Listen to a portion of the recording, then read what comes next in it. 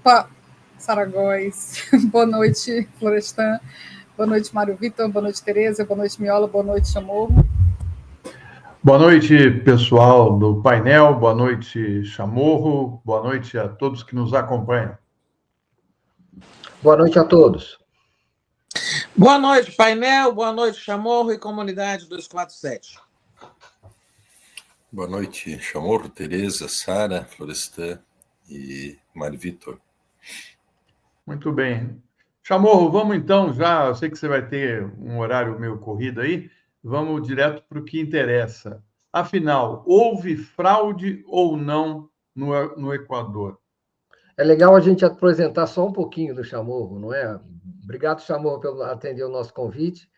Estrategista político, já com mais de 10 campanhas, mais de uma dezena de campanhas certamente realizadas na América Latina, sempre com candidatos progressistas e muitas vezes com candidatos vitoriosos, né? Então, essa é a condição com que você fala aqui. Pode continuar, Chamorro. O Chamorro está acostumado, já vinha aqui, né, Chamorro? Já esteve aqui, inclusive, no Boa Noite com a gente.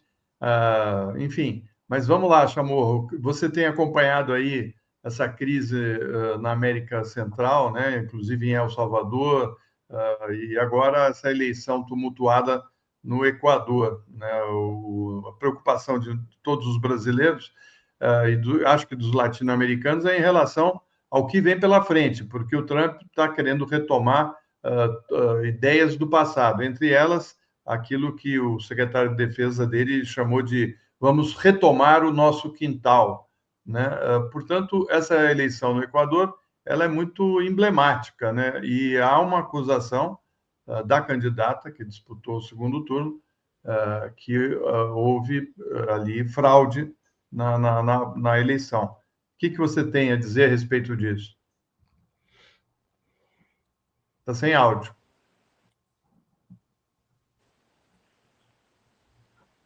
E, Chamorro, você tá. O teu microfone está ligado, mas está sem áudio mesmo. Você está com algum problema. Eu estou vendo aqui pelo StreamYard que você não audiou pronto. Agora sim. Perdão.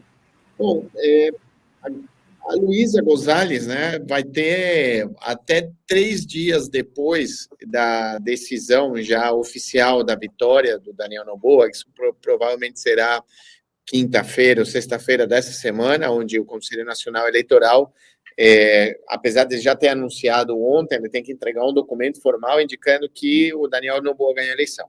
A partir desse momento, a Luísa vai ter que apresentar as provas, e essas provas, neste momento, se sustentam em a possibilidade de que o governo equatoriano, Daniel Noboa, manipulou as atas que consolidam um resultado eleitoral. O que quer dizer? Vamos lembrar, o Equador, assim como todos os países da América Latina, e, na verdade, quase todos os países do mundo, você vota através de um papel, você marca o papel, põe numa urna, depois essa urna é aberta, aí você, na abertura, você lê os resultados, todas as pessoas, o mesário, o presidente da mesa, o secretário da mesa, junto com as pessoas que são os fiscais de cada partido, assinam uma ata indicando quantos votos tinha aquela urna. Aí, o que é contabilizado no sistema no Equador? A ata, 20 votos para um, 100 para o outro. Então, as atas que o Conselho Nacional Eleitoral está apresentando, segundo a coordenação de campanha da Luísa, não têm as assinaturas do secretário da mesa e do presidente da mesa, o que inviabiliza, anula aquela ata, o que quer dizer que aquela urna não pode ser contabilizada. Então, eles indicam que há sistemática subida de atas sem assinaturas e também que há uma manipulação dos resultados através de outras atas que têm outro tipo de adulteração. Então, o que cabe agora à campanha da Luísa Gonzalez? Juntar todas as atas, mostrando que há uma inconsistência, porque cada fiscal do partido, da Luísa, ele assina a ata e assina todas as vias que todo mundo tem. Então, você tem como comparar aquilo que está no portal do Conselho Nacional Eleitoral com aquilo que você tem. É um trabalho hercúleo. Estamos falando de milhares de atas que você tem que sistematizar, você tem que ter fisicamente para poder apresentar. Essa é a primeira coisa. E segundo, que eu acho realmente muito difícil, que o Conselho Nacional Eleitoral e o Tribunal Contencioso Eleitoral, que seria mais ou menos o que é o TSE no Brasil, validem a denúncia, né? A diferença é muito grande, a comunidade internacional já deu um abraço ao Daniel Noboa, é muito difícil nesse momento, que eu acho que o Conselho Nacional Eleitoral volte atrás desse resultado, ou permita uma suposta, permita a abertura de todas as urnas, como ela já pediu, para que seja feita a recontagem dos votos. Eu acho que isso vai ser bem difícil de acontecer. Mário? Chamorro, você disse que as lideranças do movimento Revolução Cidadã já reconheceram a vitória do Noboa, mas não a candidata Luísa Gonzalez. Explica para a gente o que é isso, como que está a situação lá.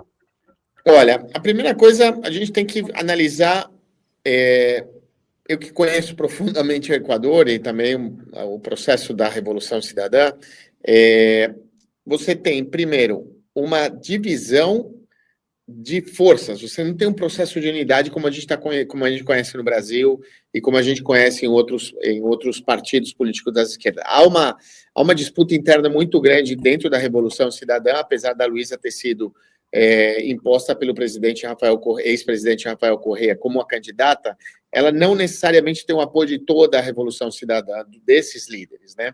Há uma disputa interna aí. Mas temos uma outra variável, que é o fato de que os líderes que anunciaram a aceitação do resultado são hoje prefeitos e governadores dentro do Equador.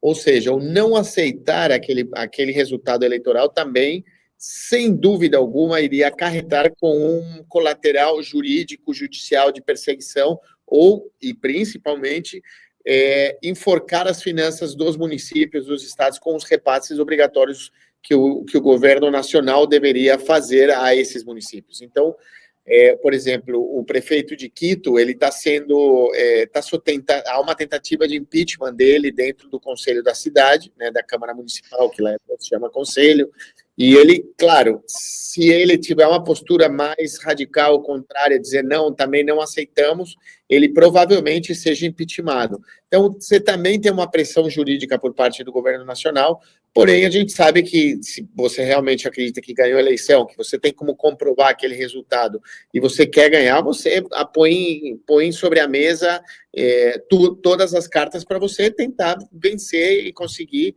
demonstrar isso. Eu acredito que eles duvidem um pouco desse processo e, de alguma maneira, deram um passo para trás. Então, o prefeito de Guayaquil, o prefeito de Quito, a governadora, né, que no Equador chama prefecta, né, a governadora de Pichincha, que é onde fica Quito, também o governador do estado, da província de Manabí, que é o principal reduto correísta, já imediatamente aceitou os resultados. Então, é muito difícil, realmente, você ter a capacidade de mobilização popular em torno de uma reclamação legítima que existe por parte de Luísa para apoiar ou pressionar o judiciário equatoriano, né, no caso o poder, que chama poder eleitoral, de rever essa eleição.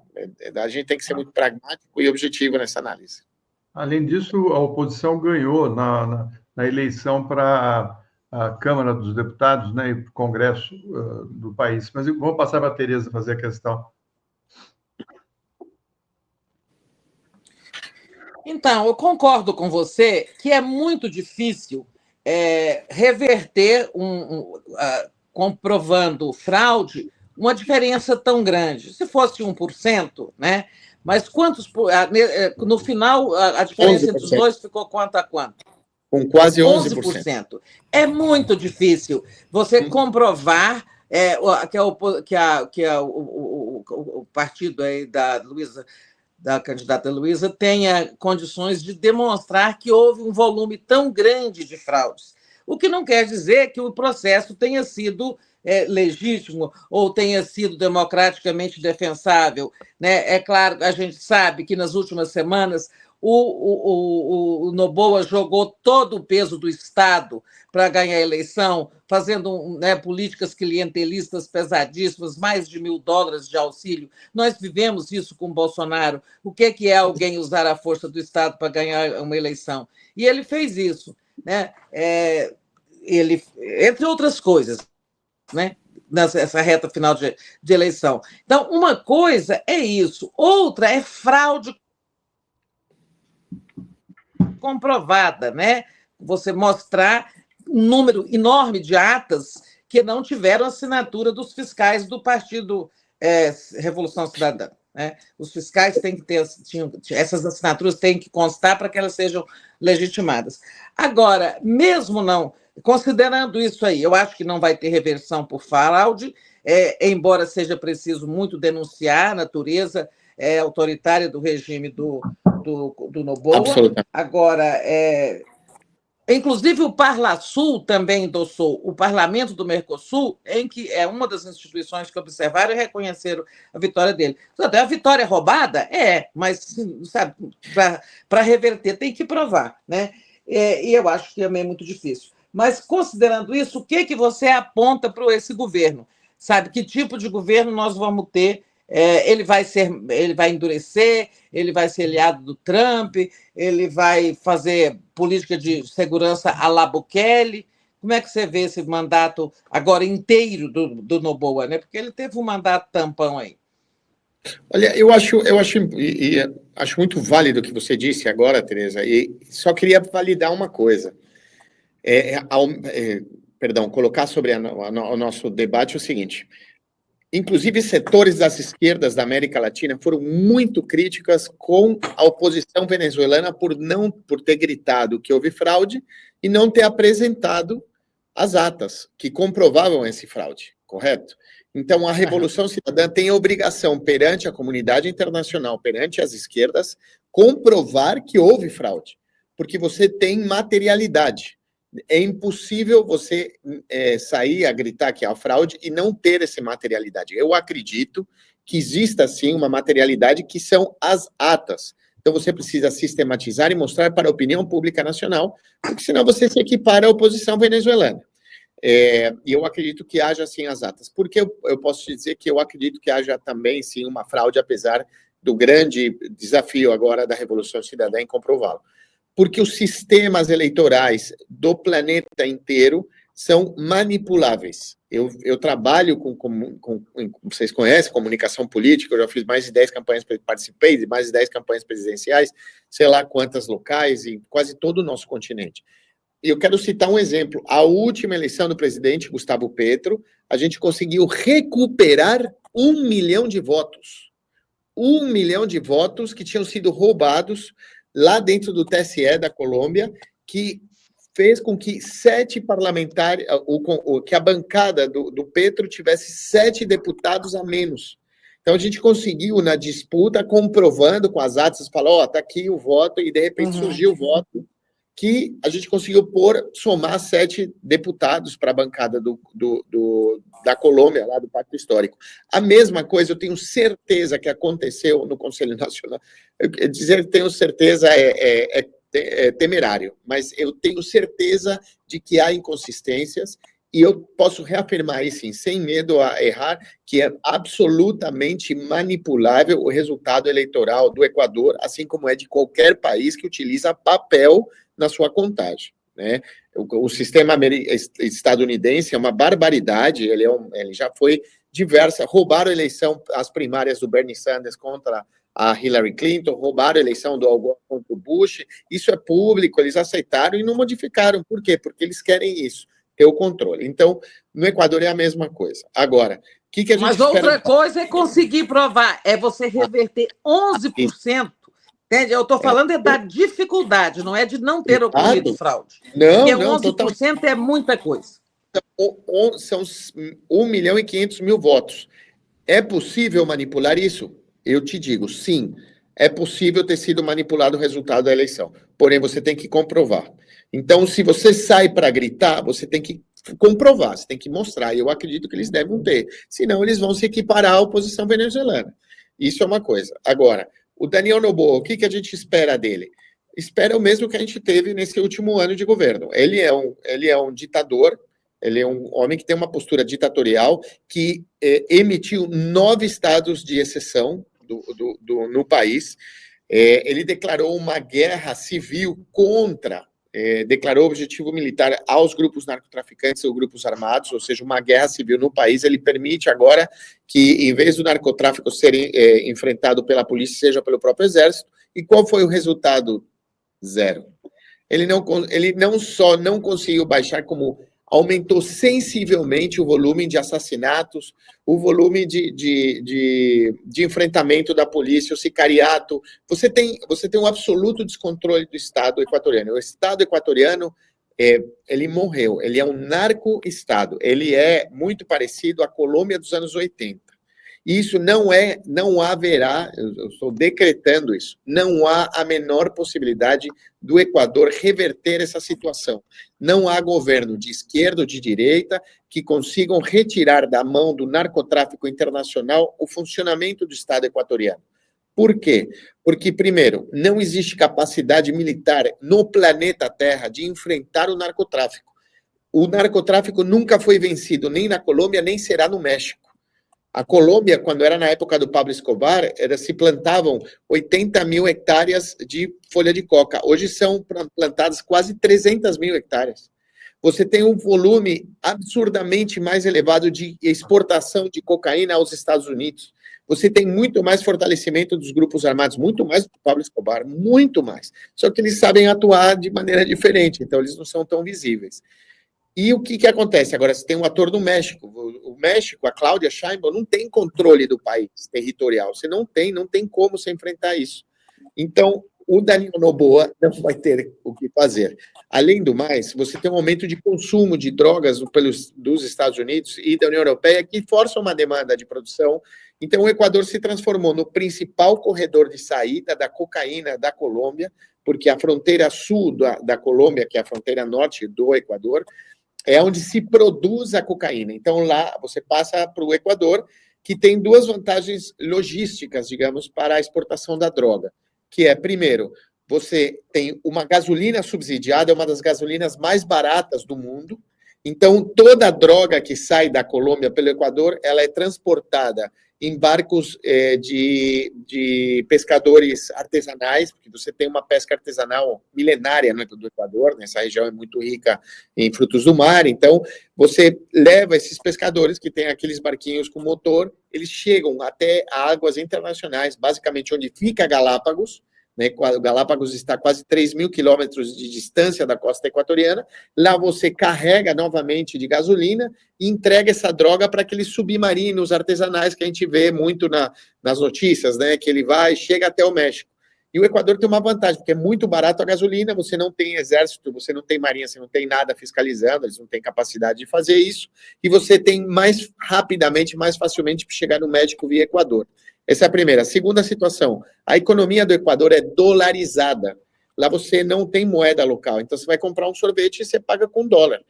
É muito mais fácil aqueles milhões, bilhões de dólares do narcotráfico que chegam em dinheiro para o Equador, você lavar. Então o Equador se transformou na grande lavanderia, a grande lavanderia do narcotráfico internacional, porque você consegue, com a economia dolarizada, fazer circular mais facilmente esse dinheiro.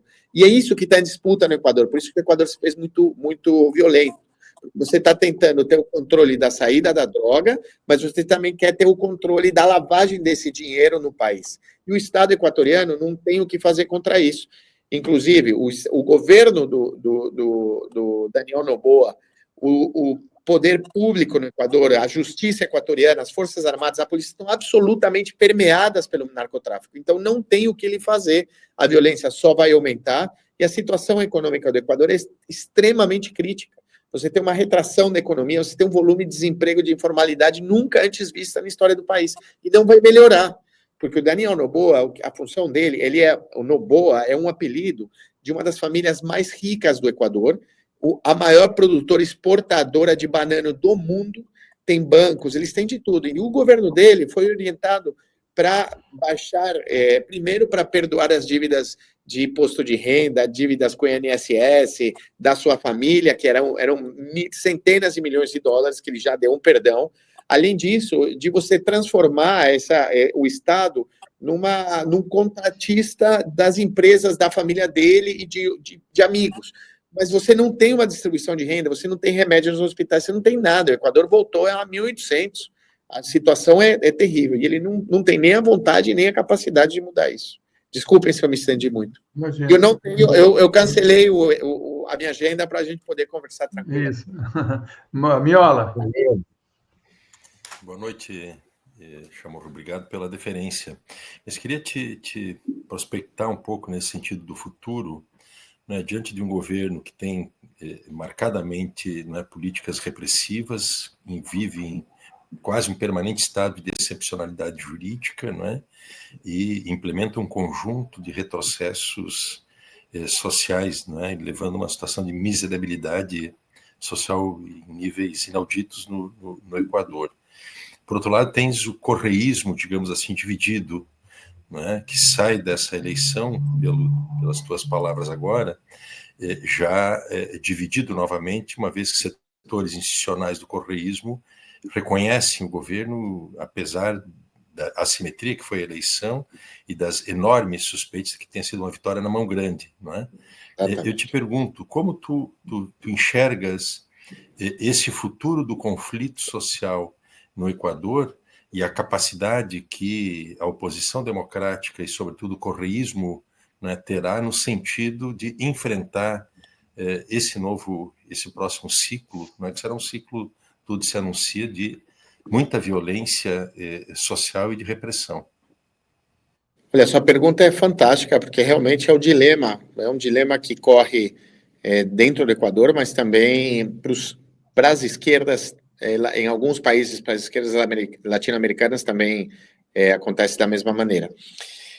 O correísmo, ele errou politicamente, ele tem uma capacidade comunicacional muito singular, onde, depois de 7 anos de um enfrentamento com os meios de comunicação, que, é claro, a aplicação do lawfare, tudo como aquela fórmula que a gente viveu no Brasil, foi aplicada no Equador igualmente, mas o correísmo não conseguiu estabelecer uma estrutura de base, um partido que realmente atuasse como um partido. Ele se transformou num movimento para tentar constantemente eleger seus mandantes, mas que conjunturalmente teve uma super oportunidade e teve uma vitória arrasadora na última eleição nas municipais. Eles elegeram o prefeito de Quito, o prefeito de Guayaquil, muitos governadores, eles ganharam a maioria, eles foram os grandes vitoriosos da eleição municipal por um objetivo muito interessante, porque a dinâmica da eleição,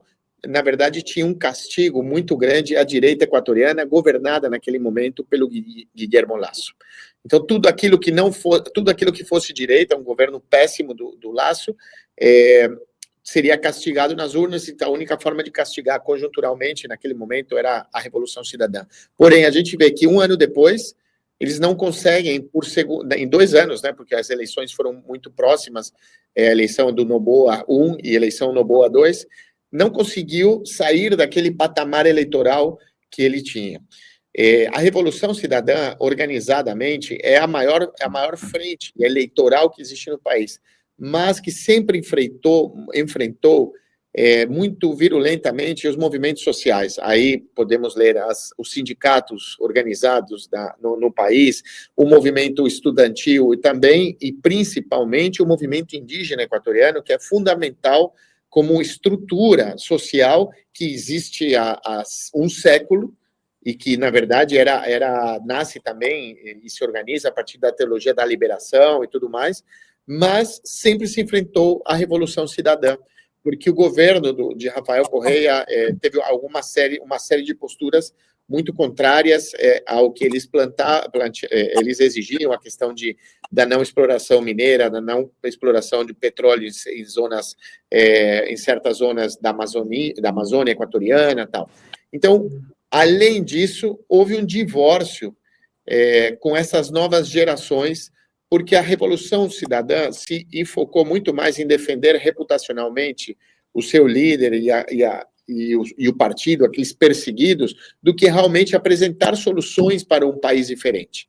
Então, foi muito mais fácil para a direita encapsular a Revolução Cidadã naquela corrupção que existiu, sem dúvida existiu, da Lava Jato, da Equatoriana, da falência de alguns processos. Inclusive, você tem figuras como um ex-deputado do Equador com vínculos, fotos e vídeos na casa de um narcotraficante, junto, fazendo churrasco, acaba legitimando, né, essa narrativa contra a Revolução Cidadã. Então, eles chegaram num teto que está sendo impossível de ser ultrapassado, que permite uma grande bancada no Congresso, que não chega a ser maioria, é uma primeira minoria, que ao final você enfrenta com outro setor político mais poderoso do Equador, que é o anticorreísmo, né? A anti-revolução cidadã organizada, como é o que a gente viu no período da Lava Jato no Brasil, né? Você tem uma organização de setores que, inclusive, votavam por você, se transformaram contrários a você. E a Revolução Cidadã não conseguiu construir uma narrativa de se transformar realmente numa opção de país onde está muito polarizado, mas que vive uma crise econômica e de segurança bárbara. É inconcebível, né? Digamos que a Luísa não tivesse ganho a eleição, mas eu acredito que ela teve uma votação que supera esse resultado que ela teve, porque é uma votação que é basicamente a mesma do primeiro turno. É muito difícil, com o apoio dos indígenas, primeira vez eles apoiaram oficialmente a Revolução Cidadã, que ela tenha tido o mesmo resultado eleitoral. Porém, não é suficiente isso para ganhar no país. Então, agora é uma necessidade de você criar um processo, de você escolher um candidato, você escolher a formação do seu partido, que seja através de um processo de unidade, de construção de base, coisa que não existe ainda na Revolução, isso que já nasceu em 2007, né? Já são quase 20 anos de um partido que nunca acabou de nascer, que não criou estruturas partidárias que permitam realmente você dialogar com outros setores, que seja fora de um processo eleitoral, porque uma coisa é a construção de um projeto político que se estenda aos processos eleitorais, né? No caso do Equador, isso não acontece. Por exemplo, houve uma ruptura com o partido que foi o partido que deu a legenda para o Rafael Correa poder lançar o seu candidato em 2021. Aí a gente viu esse ano acusando de bandido, de ladrão, de vendido, simplesmente porque, de alguma forma, o partido não chegou a um acordo com a Revolução Cidadã. Então, você tem uma antropofagia constante que faz que o partido fique no seu tamanho. Não é pequeno, mas ele não é suficiente. E aí a gente vê a grandeza do presidente Lula, também a capacidade do Andrés Manuel López Obrador de construir movimentos que atraiam para si setores que não necessariamente sejam os setores mais duros, mais aguerridos em torno de um líder popular, mas sim em torno de uma agenda de projetos ou uma visão de país que seja antagônica a esse neoliberalismo selvagem que destruiu o Equador e que novamente volta a devorá-lo. Bom, eu queria, Chamorro, que você falasse um pouco sobre El Salvador, porque o Bukele teve hoje com Trump, aliás, foi o primeiro governante latino-americano a se encontrar pessoalmente com Trump, né? E ele disse que não vai devolver aos Estados Unidos o imigrante, né, que foi deportado por engano a El Salvador, né? O Quilmar Abrego Garcia, ele foi detido e deportado mesmo tendo autorização para trabalhar nos Estados Unidos. E a Suprema Corte ordenou que o governo americano facilitasse o retorno desse imigrante, mas o presidente de El Salvador disse que não ia libertar um terrorista, né? O que a gente está percebendo é que tem líderes ali naquela região com um perfil autocrático, né? De ditador, e o secretário de Estado, o secretário de Defesa dos Estados Unidos, falando em recuperar o seu quintal. Os Estados Unidos vai recuperar o seu quintal. Nessa perspectiva, como é que você vê o que está acontecendo em El Salvador, já num paralelo com o Equador? Olha, eu trabalhei em 2 períodos diferentes em El Salvador. Eu morei em El Salvador e eu, inclusive, conheço pessoalmente o presidente Nayib Bukele, que é de origem da esquerda salvadorenha, né? Ele foi da juventude do FMLN. O pai dele foi um dos maiores apoiadores da guerrilha durante o conflito armado. Amigo pessoal e um dos melhores amigos de Shafik Handal, que foi um referente latino-americano, foi secretário-geral do Partido Comunista Salvadorenho.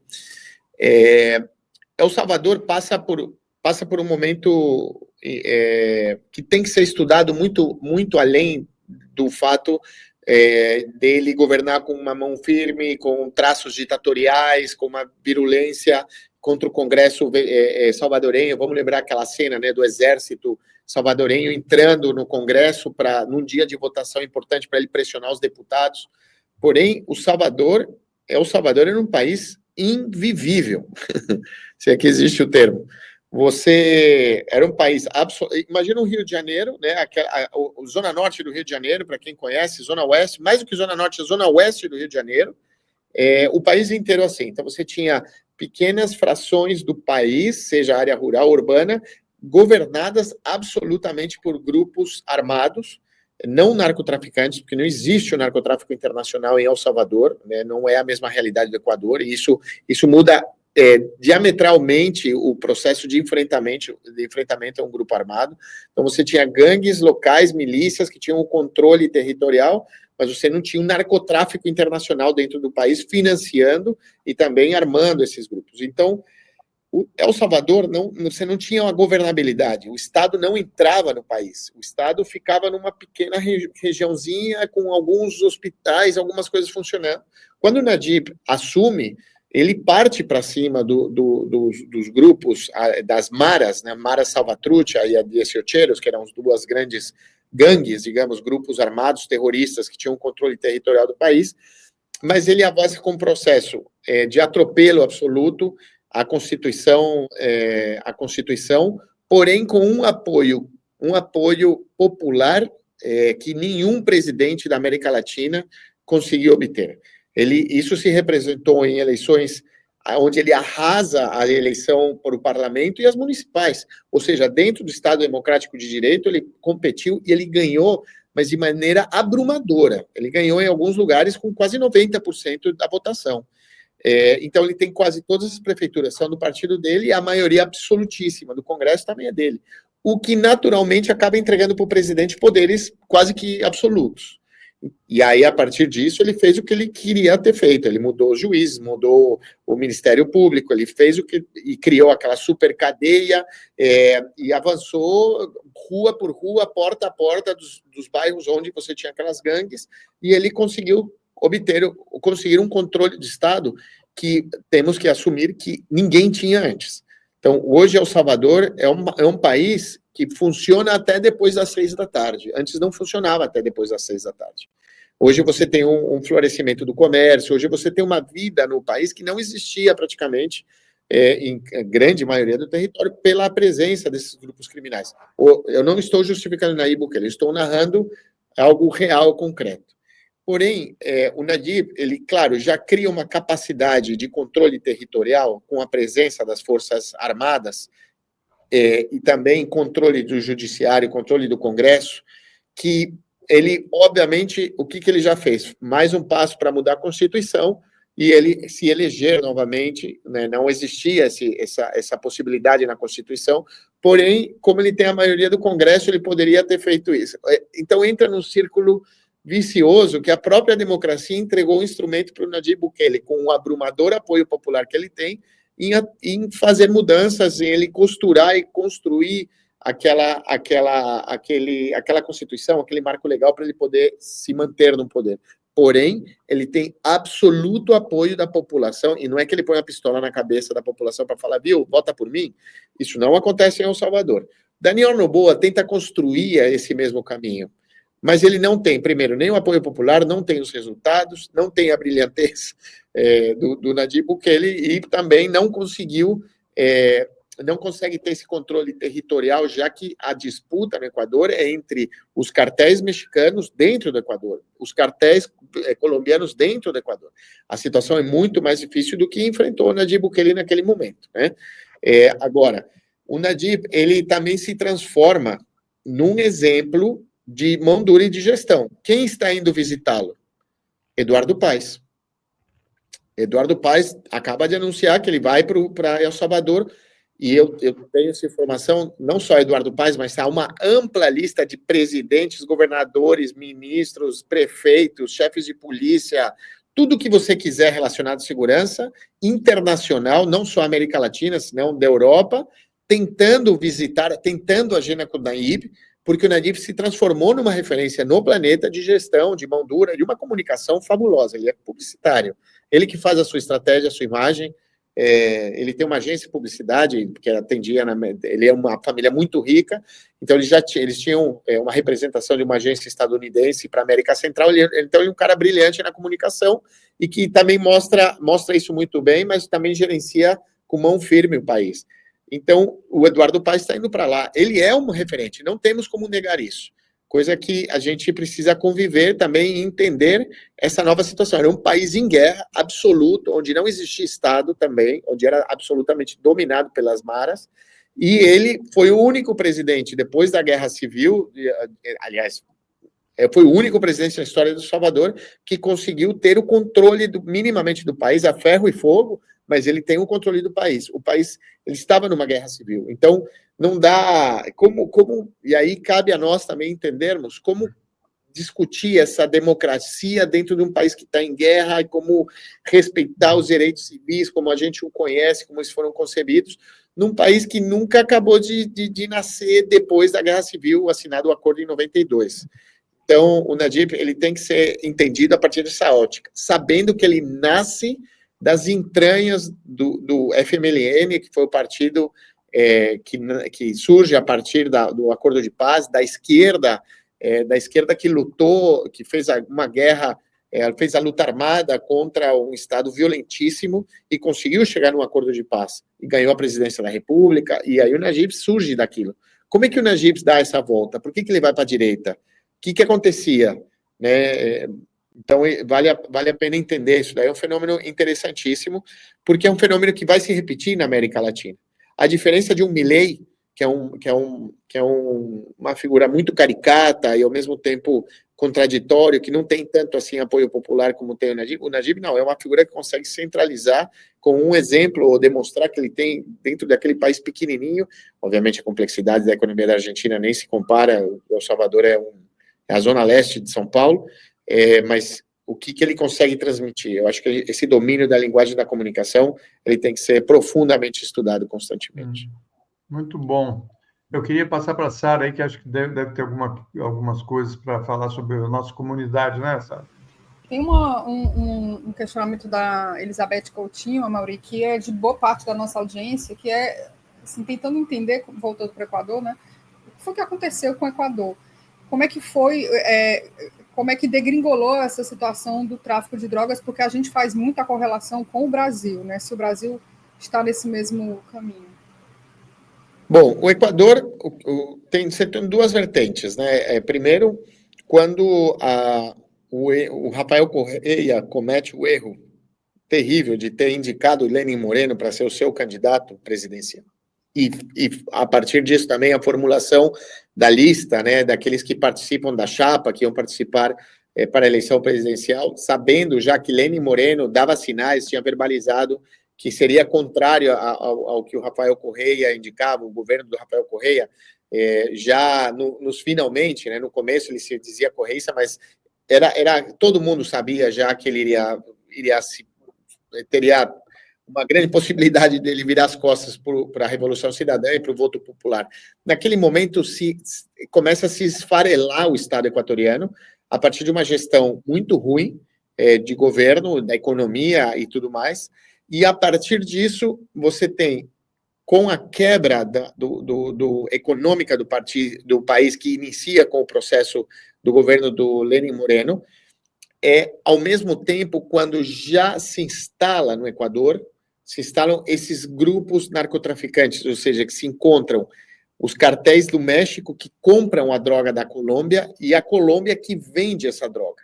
O Equador se transforma, já com a diminuição da capacidade do Estado em atuar, tanto na questão da polícia, na questão da inteligência, a questão de lavagem de ativos, o desmonte do Estado equatoriano permite a instalação desse Estado, desse narco-Estado. Isso nasce com Lenin Moreno.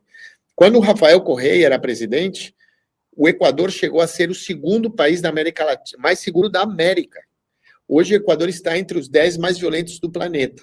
Isso em apenas 7 anos.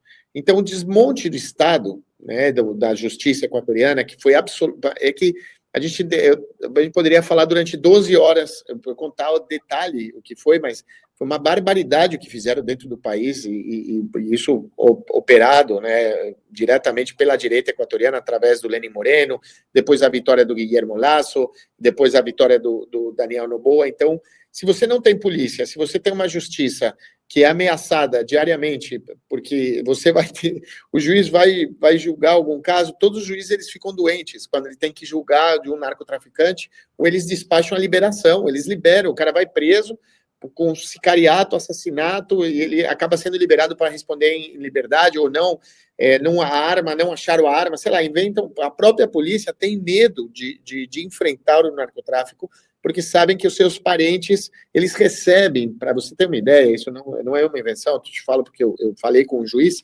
eles recebem dos narcotraficantes a lista, os nomes dos seus parentes, onde que eles moram, o que eles fazem, o que eles estudam, onde eles trabalham, aí falando, olha, a gente vai matar toda a sua família se você condenar aquela pessoa. Então o juiz fica doente, o juiz fala que está impedido, ou libera, manda liberar, e depois seja o que Deus quiser.